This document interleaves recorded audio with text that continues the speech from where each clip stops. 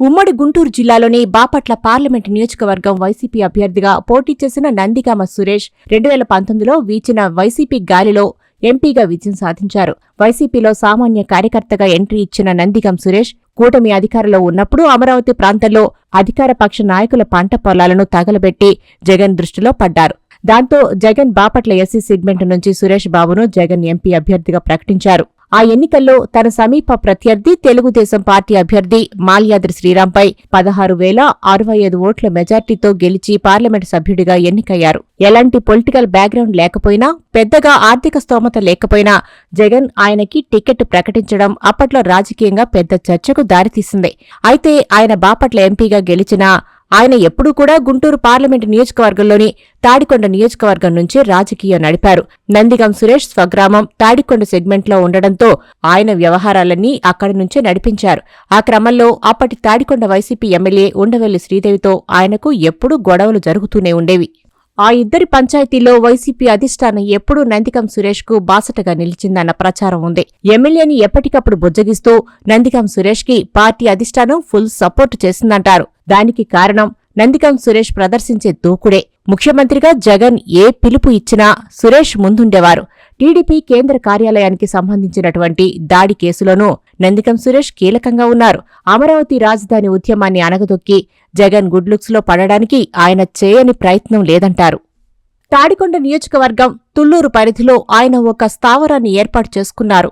ఆయన ఇంటితో పాటు అక్కడ కొన్ని స్థలాలను అక్రమంగా ఆక్రమించి ఒక ప్లే గ్రౌండ్ ఏర్పాటు చేసే వరకు ఆయన దౌర్జన్యాలు సాగాయి. అమరావతి ఉద్యమంలో ఎవరైతే కీలకంగా మారుతున్నారో వారిపై నిఘా పెట్టి వారికి సంబంధించినటువంటి ఇన్ఫర్మేషన్లన్నీ అధిష్టానానికి నందిగామ సురేష్ చేరవేసేవారంటారు. YCP MLC rowdy sheeter Appireddy ఏం చెప్తే అది చేసేవారట. అప్పిరెడ్డికి ప్రధాన అనుచరుడు టీడీపీ కేంద్ర కార్యాలయం దాడిలో మొదటి ముద్దాయిగా ఉన్న పానుగంటి చైతన్య ఎప్పుడూ కూడా నందిగామ సురేష్తోనే ఉంటూ పంచాయతీలు చేసేవారట. వైసీపీ హయాంలో ప్రతిపక్ష నేతలపై కూడా అనేకసార్లు దూకుడు ప్రదర్శించారాయన. టీడీపీ కేంద్ర కార్యాలయంపై దాడి కేసులో నందిగామ సురేష్ని అరెస్టు చేశాక ఆయనకి బెయిల్ వచ్చింది. అయితే 2020 డిసెంబర్లో 2 సామాజిక వర్గాల మధ్య గొడవలు జరగడం, ఒకరిపై మరొకరు రాళ్లు రువ్వుకున్న ఘటనలో మరియమ్మ అనే మహిళ మృతి చెందింది. ఆమె కుటుంబ సభ్యులు ఇచ్చిన కంప్లైంట్ ఆధారంగా అప్పట్లో తుళ్లూరు పోలీస్ స్టేషన్లో కేసు నమోదైంది. అయితే ఈ కేసులో మాజీ ఎంపీ నందిగామ సురేష్ను 78వ నిందితుడిగా తుళ్లూరు పోలీసులు చేర్చారు. ఆ కేసుకు సంబంధించి ప్రస్తుతం నందిగామ సురేష్ రిమాండ్ ఖైదీగా ఉన్నారు. ఇదే కాకుండా రాజధాని అమరావతి ప్రాంతంలో పర్యటన చేస్తున్న సమయంలో ప్రస్తుత ఆరోగ్య శాఖ మంత్రి సత్యకుమార్ యాదవ్పై దాడి చేసిన కేసులో నందిగామ సురేష్పై కేసు నమోదైంది. అయితే వరుస కేసులతో నందిగామ సురేష్ అల్లాడుతున్నారు. ప్రస్తుతం ఆ కేసులకు సంబంధించి ఆయన భార్య మాత్రమే బెయిల్ కోసం కోర్టుల చుట్టూ తిరుగుతున్నారు.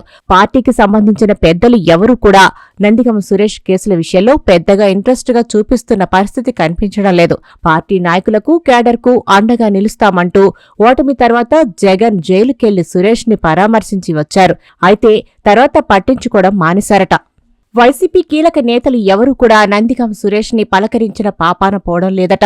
వారి కుటుంబానికి ధైర్యం చెబుతున్న పరిస్థితులు ఎక్కడా కనిపించడం లేదు.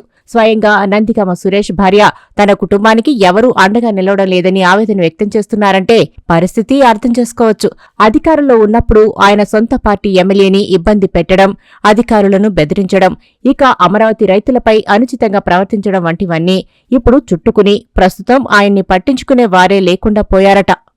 ఏది ఏమైనప్పటికీ ఉమ్మడి గుంటూరు జిల్లాకు సంబంధించి వైసీపీలో ప్రస్తుతం నందిగామ సురేష్ ఒంటరి అయ్యాడని స్పష్టంగా కనిపిస్తోంది. ఉమ్మడి గుంటూరు జిల్లాకు సంబంధించిన నేతలెవరూ నందిగామ సురేష్కి సంబంధించిన కేసుల వ్యవహారం గురించి కనీసం తెలుసుకునే ప్రయత్నాలు కూడా చేయడం లేదట. తమ పరిస్థితి ఏంటో తెలియక చస్తుంటే ఇక వారి గురించి వీరి గురించి పట్టించుకునే తీరిక ఎక్కడుందని నందిగామ సురేష్ ప్రస్తావన వచ్చినప్పుడు కీలక నేతలు అంటున్నారట. బళ్ళు ఓడలు, ఓడలు బళ్ళు అవటమంటే ఇదేనేమో.